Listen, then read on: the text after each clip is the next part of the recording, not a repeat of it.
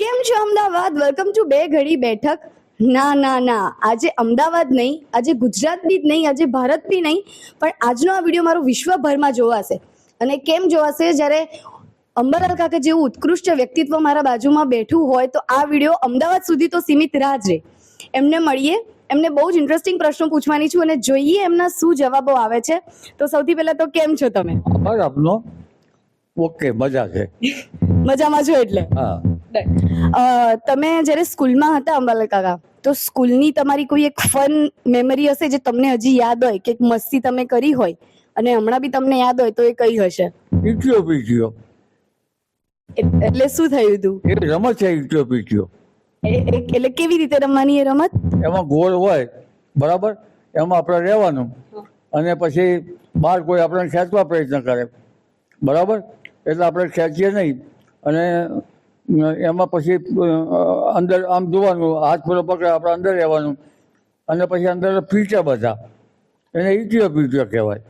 એટલે એ ગેમ તમને હજી યાદ છે? હા, એવી ગમ નતા અમારી વખતે. હવે આધુનિક ગેમ કેમ હતી? પછી ધોકાવાળી હતી. અમુક લાંબા ધોકા, 2, 4, 5 હોય અને લાંબા ધોકા મારવાના, ધોકો પડે એટલે આવી હતી ધોકાવાળી. પછી ગીલી દંડો હતો, મજામાં ગીલી દંડો આવે. મોઈ દાંડીઓ, તમે અહીંથી મોઈ અંદર નાખો એટલે મોઈ આપણે દૂર જાય. પછી મોઈના કેટલા થાય, એક આવા દાંડિયાથી ગણવાના, આટલા થયા, આટલા થયા, આટલા થયા, એવી રીતે ગણવાના. એ મોઈ દાંડીઓ કોકના તો આંખમાં છે, આંખ ફોડી નાખે. હવે તમે છે ને કોલેજ કરેલી છે, બરોબર? તો જ્યારે તમે કોલેજમાં હતા તો ત્યારે તમારા બધા ફ્રેન્ડ્સ તમને આવીને કહેતા હતા કે મારો હાથ જોઈ દો, કે મને કોને, કે મને કોઈ છોકરી ક્યારે મળશે, કઈ મળશે, એવી રીતના કોઈ આવીને કહેતું હતું તમને? એ વખતે જ્યોતિષ મને નહોતું આવડતું. અચ્છા. અને મારા ઘરથી મને જે મળ્યા, હસવાની વાત કરું તો વાંધો નહીં. ના ના, જરાય નહીં. મારા છોકરા ડૉક્ટર છે.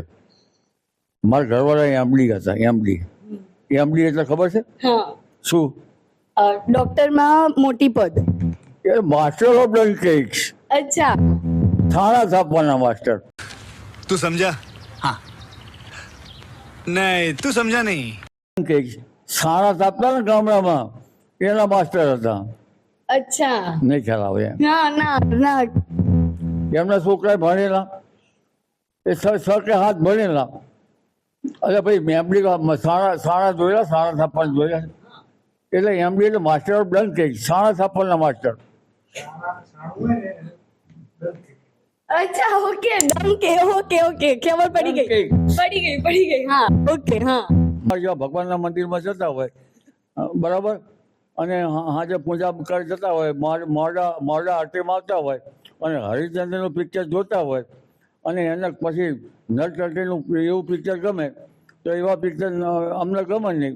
એટલે ભણેલી ઘણી લાવી, છૂટાછેડા લાવવા, એના કરતાં આવી આદર ગૃહિણી ના લાવવી. હમણાં તમે છે પિક્ચરની વાત કરી, ઘણા બધા એક્ટર્સનું બી તમે નામ લીધું. તમારો સૌથી પ્રિય એક્ટર અને એક્ટ્રેસ કોણ? પ્રાણ ઉપકાર વાળો. વાહ. અને એ કેમ ગમતા હતા તમને? એનો ડાયલોગ બહુ સરસ હતા. ઉપકાર પિક્ચર સારું હતું. હાથી મેરી સાથી જેવા પિક્ચરો સારા હતા. કંઈક આપણને આદર જાણવા મળતું. અને હવેના પિક્ચરમાં શું જાણવા મળે? તમે સેટેલાઇટ જાઓ એટલે પાણીપુરી વાળાને તમારે ખાવાના, ગરમ ખાવાનું, આવું બધું છે. એના કરતાં ઘેર બનાવીને સારું ખાવાનું સારું ને. હવે આવા લોકો આવું કરતાં એક આદર્શ ગૃહિણી છે. અમારે તો જો તમને સાચું કહું, પહેલાં અમારા મા બાપ અમારી કન્યાઓ પસંદ કરતા. અમારે ગામમાં જવાય નહીં. આપણા પસંદ એ ગામમાં ના જવાય, કારણ ગામમાં આપણે હક પર કર્યું ના જવાય. આવું બધું હતું. અને જ્યારે ઘેર આવે ને તો મા બાપે પસંદ કરેલું હોય તો સારું પાત્ર હોય, નકર કંઈક આંખે બાડું આવે, એક આંખનું. બરોબર. એટલે એ બધું મા બાપ પસંદ કરે એમ હતું. અને ભણેલા એમ સિવાય તો પેલું જે છે ને એને રાંધતા આવડે પણ ઢઢાનો ઢળે ના આવડે, એવું હોય. એક્ટ્રેસ કઈ ગમે અંબાલાલ કાકાને? એક્ટ્રેસ સેક્ટર મારું ના, એક્ટ્રેસ જેમ અભિનેત્રી કઈ ગમે તમને? અભિનેત્રી? હા. અભિનેત્રીમાં માલા સિંહા. વાહ. કેમ એકાદ તમે હમણાં પ્રાણ સાહેબની વાત કરી, એમને એકાદો ડાયલોગ તમને યાદ હોય તો? નહીં, કે આટલી ઉંમર યાદ હોય ત્યારે નાનો હતો.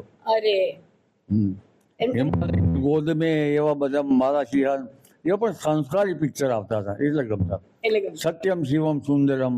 બરોબર. હવે તમારો જન્મ છે ને અમદાવાદનો છે? મારો જન્મ મારા ગામડાનો છે. અચ્છા, બરોબર. તો અમદાવાદની કોઈ એક પ્રિય વસ્તુ જે તમને બહુ ગમતી હોય તો એ કઈ હશે? અમદાવાદની પ્રિય વસ્તુ ગમતી હોય તો શાહપુર દરવાજા બહારની ચા.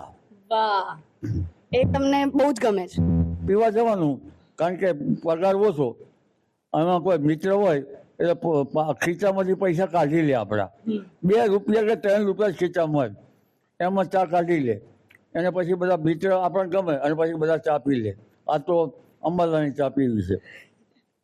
એવું કરતા તમારી સાથે? મિત્રો તો એવું જ કરે ને. બરોબર છે. હવે ટૂંક સમયમાં નવરાત્રી આવે છે, તો મને નવરાત્રીનો ખૂબ શોખ છે, એમાં ગરબાનો તો અતિશય શોખ છે. તો વરસાદ આવશે કે નહીં આવે અંબાલાલ કાકા આ વખતે નવરાત્રીમાં? વરસાદ ના હોય તો સારું, બસ. પણ હસ્ત નક્ષત્ર છે એટલે ગાજવી સાથે વરસાદ આવે. પાછું ચિત્ર નક્ષત્ર, વરસાદના નક્ષત્ર તો છે, વરસાદના સંજોગો તો છે, પણ અલગ અલગ ભાગમાં છે. કોઈ ભાગમાં ના પણ આવે, પણ ના આવે એવું ભગવાનને પ્રાર્થના કરો. અને તમને શેરી ગરબા નહીં ગમતા? શેરી ગરબા તો પછી તમે આ જે છે એ ફેશનેબલ ગરબા કરતા માટીના હોય, અંદર કાણા પાડેલો ગરબો હોય, ઉપર હોય ફૂલનો ગરબો ઘુમાવવાનો હોય, તો સાચી માતાની સાધના કરો. આ તો ખ્યાલ ના હોય, પણ આમાં તમારે શીખવું પડે. એ માતાજીની સાધનામાં તો તમારે બહુ બહુ શીખવું ના પડે ને. બંને સારું છે. હવે તમારે આધુનિકમાં અમારે પૂરા જૂની વાતો કરવી સારી નહીં. જુઓ, તો પછી ગરબા ગાવા એ તમારા ભાવની વસ્તુ છે. વિડીયો ગમ્યો હોય તો કમેન્ટ્સમાં જરૂર કહેજો કે તમને કયો પાર્ટ વિડીયોનો સૌથી વધારે ગમ્યો. અંબાલાલ કાકા પ્રત્યે તમને કેટલો પ્રેમ છે, તમને કેટલો એમના પ્રત્યે રિસ્પેક્ટ છે, જરૂર કમેન્ટમાં જણાવજો. વિડીયો લાઈક કરો, શેર કરો તમારા ફ્રેન્ડ્સ ફેમિલી બધા સાથે, અને નેક્સ્ટ વિડીયો માટે જરૂર આવજો. Thank you so much for watching. By.